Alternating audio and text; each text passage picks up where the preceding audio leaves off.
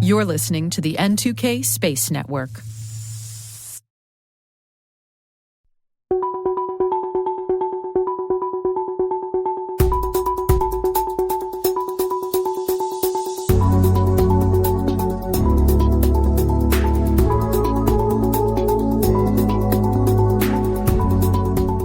The United States Space Command's mission is to make sure there's never a day without space. The importance of these space-based systems in the daily life for civilian and military use is growing fast. The pace of the evolution of threats to space systems is breakneck, and the nature of those challenges are increasingly technically complex and sometimes physically precarious. There's nothing easy about this, and that's why there's a great deal that the U.S. Space Command is doing to try and meet, if not get ahead of these challenges, all while building relationships with industry partners and, most importantly, training the people who deploy and defend these crucial space systems. To learn more about how the U.S. Space Command is working to meet these challenges head-on, I spoke with Master Gunnery Sergeant Scott Stalker, the Command Senior Enlisted Leader for the United States Space Command. Here's our full conversation. Yes, good morning. My name is Scott Stalker, Master Gunnery Sergeant in the United States Marine Corps, and I've been serving in the Marine Corps for 31 years now, and I'm currently the Command Senior Enlisted Leader for United States Space Command.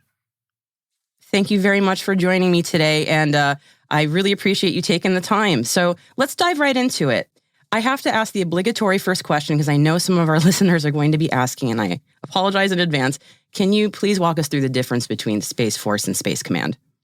Yes, thank you, Maria, and thank you for having me. That is a question that I get often. That is a question that members of this command get often, and quite frankly, it's a question that members of the Space Force get often.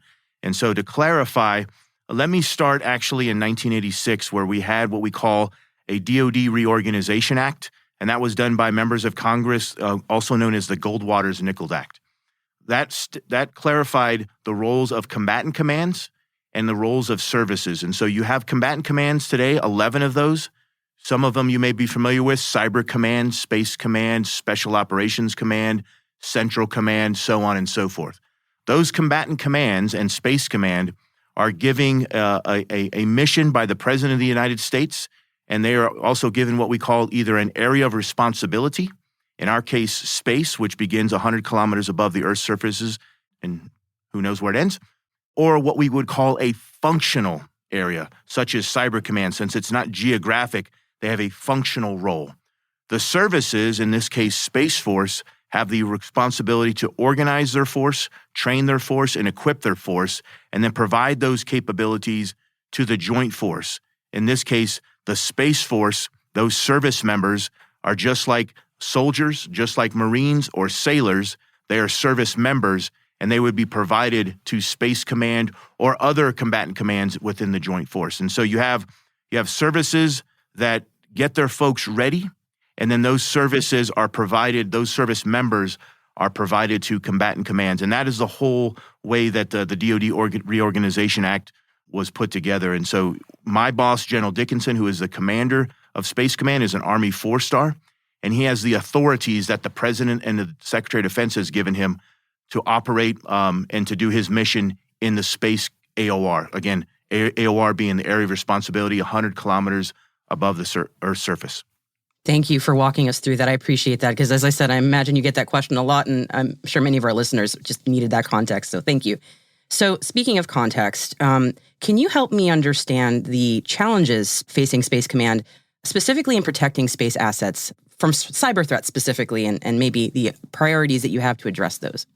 Yeah, great question again, too. And so there's two things I want to touch on here. One is I'm certainly not going to give the adversary an understanding of where we have challenges. But what I will say is anyone that operates in space has to protect both the space capability, whether that's a satellite or whatever that is in space.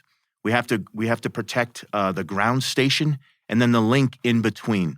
And so all of those three, again, the space capability, the ground station, and the link require great cybersecurity, and we have to defend that. We have done an exceptional job here of what we call integrating capabilities through this entirety of integrated deterrence. And so as this command was built, and we're just a few years old, so we started on the 29th of August, 2019, whereas the Space Force came a few months later on the 20th of December 2019. And so as we built this command, we built this with the understanding of the importance of cybersecurity. And so Cyber Command has provided us what we call a cyber operations integrated planning element. Those are people here that have the authorities of Cyber Command working in Space Command and getting after our challenges. We have a joint cyber center as well, and those are cyber professionals making sure that we're securing our critical infrastructure. We also have components. And so, for example, the Marine Corps and the Navy have what they call MARFOR space or Navy space. The interesting thing on those two organizations is they're dual-hatted, where they provide capabilities to both Space Command and Cyber Command as MARFOR Cyber and Fleet Cyber. And so we have all of that built in to the command, and all of that is goodness. And then the Space Force, when they stood up, they created what they call deltas, and those are commands run by colonels, 06 level commanders. They have a Delta 6, which gets after our critical space infrastructure, and they provide cybersecurity there. So all of that integrated. And then really what's exceptional is the fact that we have a commercial integration cell. We have partners and allies, and that's where we have a great strength that our competitors don't necessarily have, is we have allies working in our building, working collectively together to make sure that we have integrated deterrence and able to do global operations, and then the commercial integration cell. So all of that combined is really baked into from the beginning, and it's not where it was in many years ago, where sometimes cyber was an afterthought. We've started understanding the critical needs of cyber and the integration between Cyber Command and Space Command. And so it's baked in from the start. And it really, again, 3 years old, we're continuing to mature this out, understand our challenges, and we exercise this too. And I think the goodness of exercising is not so much just the exercise, is when we're done, we assess ourselves and say, hey, how can we improve? I hope that answers your question. Certainly does. And there's a lot of really interesting information in there. So I want to, first, I imagine with the dual expertise of both cyber and space, as you mentioned, that would also help address not just the nature of the evolving threat, but also the pace, correct? Absolutely. And so that gets to why we do these exercises. That's why I focus a lot on the development of our people, because we have to understand we've got to be ready. And the beautiful thing of this command is we're hyper-focused on our warfighting readiness, making sure that if the President or the Secretary of Defense calls on us or the Joint Force, we can provide those capabilities at a moment's notice.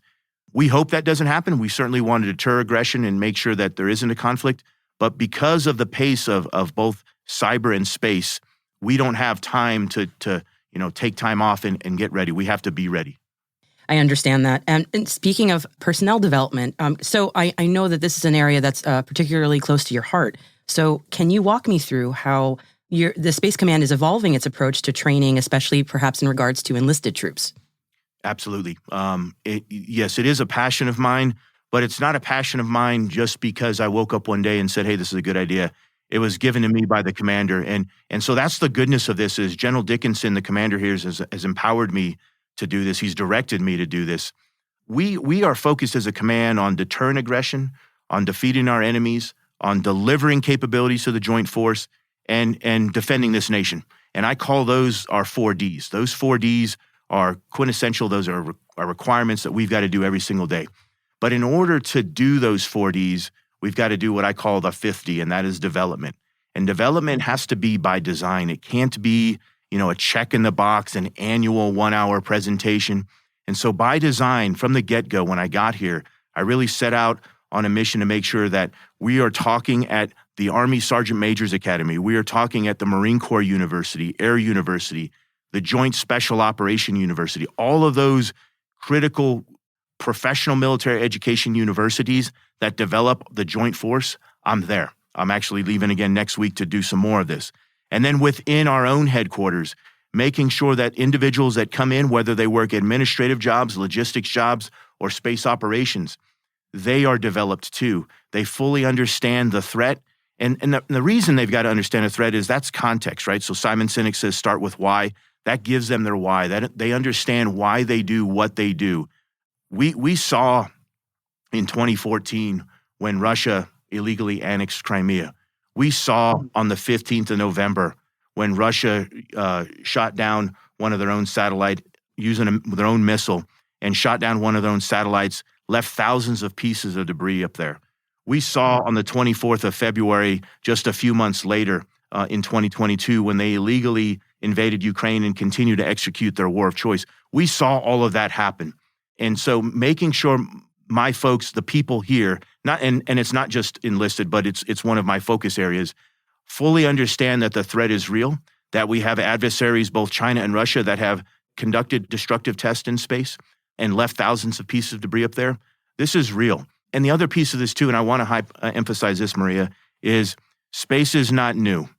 And what I mean by that is space has been providing capabilities to combat operations since Vietnam, where we actually had satellites providing SATCOM and not SATCOM, so to speak, but communications and making sure that we understood the weather. And that was, early on in this, and it's matured now to where we can execute satellite communications globally. We can have intelligence, surveillance, and reconnaissance globally. We can do precision-guided munitions globally, and you saw that in Desert Storm, where we called smart bombs, if you will, and certainly use GPS and that sort of thing. So it's real, and that's why developing our people is a focus area of mine.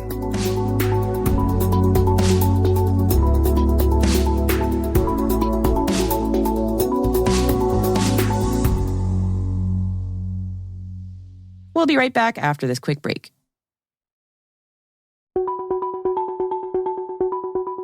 And you also mentioned earlier about industry partnership.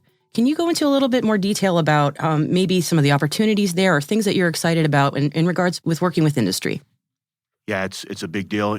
And coming up, we have what we call the Space Symposium shortly. And that is a huge event right out here in Colorado Springs, where we gather with partners and allies. We gather with many members of industry. And that's the great opportunity for us to talk about our issues and challenges in this domain, and for industry to address those and look at where they can innovate and move rapidly to provide capabilities. It's an exceptional partnership. Right out in Vandenberg Space Force Base, we have what we call the Commercial Integration Cell, the CIC. On that watch floor, at all levels of classification, we have members of industry sitting there. And the importance of that is, one, they understand not just the challenges and the threat today, but what the future looks like. And then maybe even more important for us is their ability to innovate and provide capabilities for us. And we've seen the importance of this. You've seen a couple commercial companies, without calling out specific names, as Russia invaded Ukraine, we saw that they were able to provide capabilities to the Ukraine people to make sure they continue to communicate. Remarkable speed, agility, and in many ways, it's the evolution of conflict, if you will, where we often would focus on this idea of whole of government approach.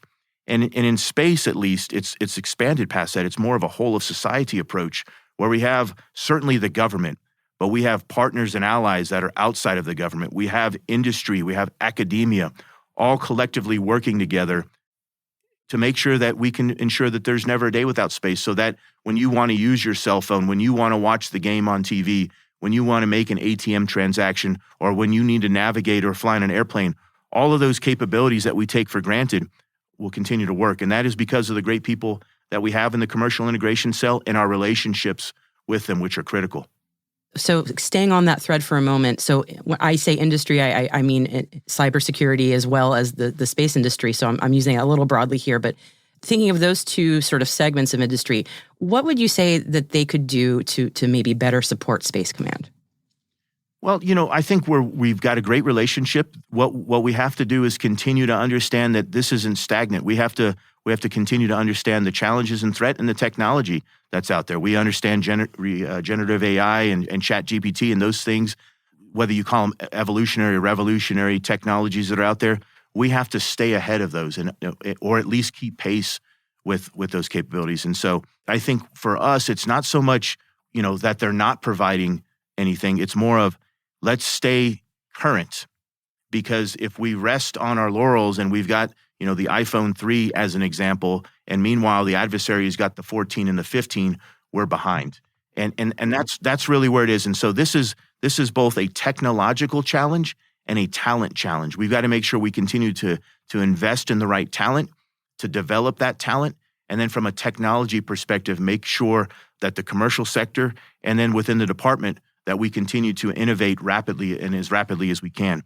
So it's not me pointing the finger and saying they're not doing something. It's saying we just have to continue to challenge ourselves, to look in the mirror and saying, are we doing the best that we can, and innovate as fast as we can. Switching to government agencies. So how is Space Command collaborating with different government agencies? Great question. Let me use NASA as a great example. Our incredible partners, and you saw recently, a few days ago, they announced how Artemis II is going forward, and they announced the astronauts and our Canadian ally that's going to be there as well. A remarkable story. And so when NASA executes these missions, obviously the humans have to come back to Earth. And when they come back to Earth, we have a great relationship with NASA and an understanding and an agreement where we will do the human space flight recovery missions. And so Space Command is in charge of that mission, and we coordinate that with what we call Air Force Space Command, Air Force's Space, and they do the human space flight support mission. Those are airmen that will literally go out on the seas, working with the Navy, and recover those astronauts, bring them back. And so as all of this is happening, we're communicating. Here's another example, is back to that 15th of November operation. While the Russians had shot down their missile, we were here in the Joint Operations Center, keeping an eye and tracking all of that. And as that was happening, having close conversations with NASA, just in case, we had to recommend to them that they had to evacuate the International Space Station. Now, luckily, we did not have to do that, but we kept an eye on that debris, and we were in constant communication with them. And so I think we have a remarkable relationship with them. We continue to exercise this, continue to work together. As they explore the universe, we want to make sure that we take care of the people that do that. And as they come back, we're focused on that human space flight support mission. Thank you for that. And I know this is sort of a broad question, but for you regarding Space Command, what does success look like? What does success look like? I have thought about this a lot. And as a warfighter who's been in for 31 years, who has deployed a lot, who has unfortunately had to bury teammates, I buried my own brother-in-law. I think success looks like one day waking up and seeing that global peace is broken out. I think most warfighters that have done this before really would love to get to a place where we can have a peaceful world and a peaceful society. The reality is, in order to get there, in order to arm our diplomats and to have strength, we've got to have a ready military. And so I would think, success as in this domain, if you will, would be one where any nation, any company that wants to put a capability in space to do good for the world, for the globe, is able to do that in a free and open way. And so Space Command is focusing on making sure that space is free and open for all, that we can all use space, and we can all benefit from the capabilities that are out there. It's making sure that every citizen across the globe and here in America is able to take for granted in many ways the space capabilities because they don't have to worry about that. And I think that would be success. Many of our listeners are especially in the industry. Anything you would like to say in terms of what you would like to see, what industry can do to help? I know we've touched on that a little bit, but I just wanted to give you some open space to address industry. Yeah, let me say exactly what General Dickinson says, and that is we are open for business. We have on our website an industry portal. And so if you have a smart idea, if you have a great capability, if you are a talent looking for employment, we are open for business. We are open for good ideas. We are not focused on how it used to be. We're looking at what it will be in the future.